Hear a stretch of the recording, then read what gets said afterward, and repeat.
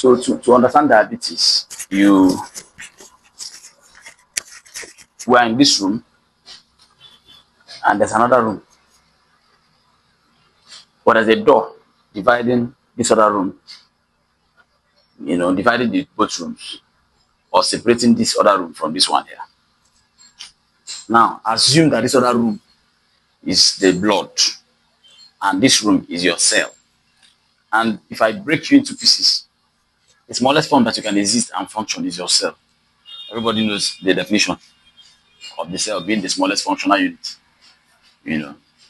So everything that comes to play in the body, everything that works in the body is made up of the building blocks of it is the cell. So if you eat, the food has to get to the cell for the food to make sense, for you to make sense that you have eaten. If you take water, water has to get to the cell for you to make sense that you're taking water. Diabetes says no to these two things. That's the problem with diabetes. Diabetes, of course, when you eat, the breakdown happens where it happens. Food is broken into pieces, into forms that they are usable at the level of the cell. And then when the sugar finally reports in the blood, after all the breakdown and digestion has happened, it stays in the blood, the other room, like I said. Now, the cell needs sugar to run cellular activity. It can't get sugar. And the door, this door here, I can say door, so you picture a door, that is supposed to be open so that sugar can flow into the cell. And then when I have enough, the door should close.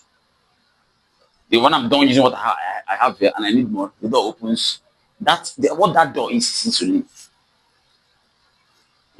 So there is need for the sugar that you eat in the cell, but that's the purpose of the food you're eating. You want to use it you want your body to use it, and your body that is using it is the cell.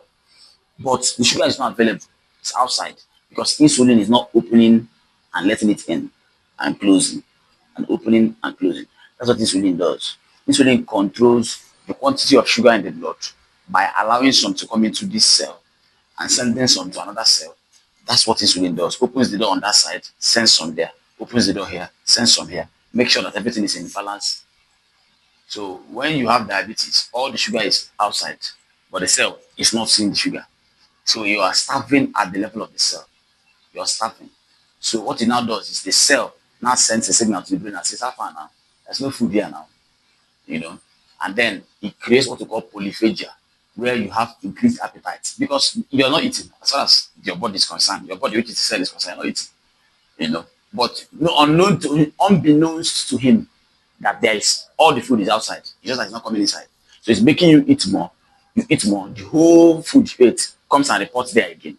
I say, how far now? Eat more. You eat more. All the food reports there again. You're starving. The cells, at the level of the cell, you're suffering. But there's a lot of supply just by the next room next to the cell. I cannot access it. The problem with this is, if you put a drop of water on my palm, a drop of water, and take a cube of sugar and take it to the water, what will happen is that the sugar will absorb the water, will take the water. That's exactly what happens. Because there's a lot of sugar there just by the cell, and the cell membrane is permeable. That sugar, like I explained, will come and now be drawing all the water in the cell out. Because sugar draws water. Now water follows sugar and salt.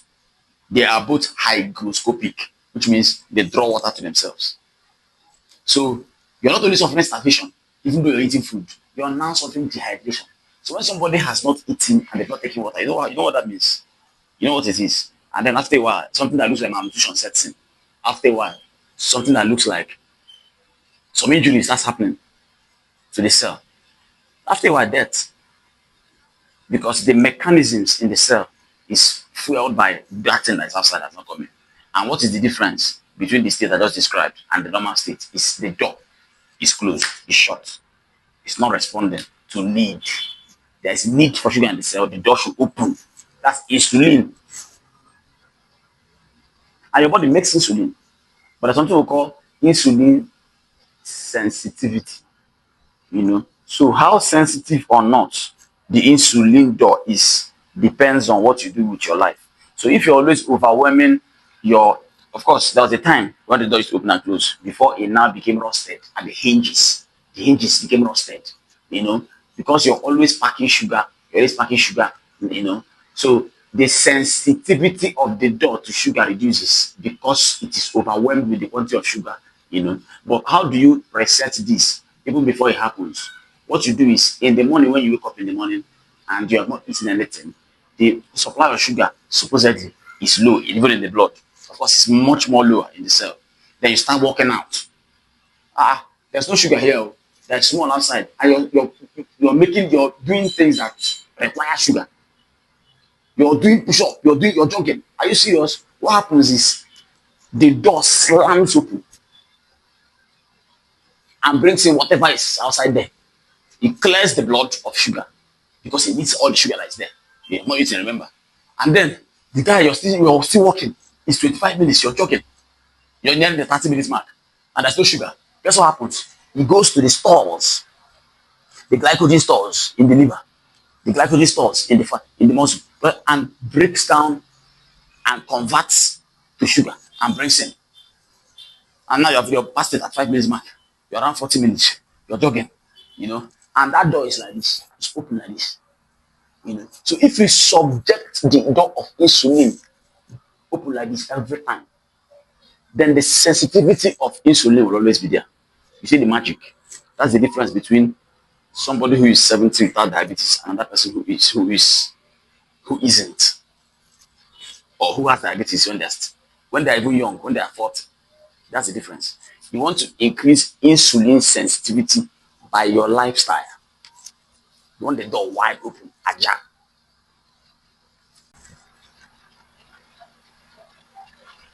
This is very clear, right?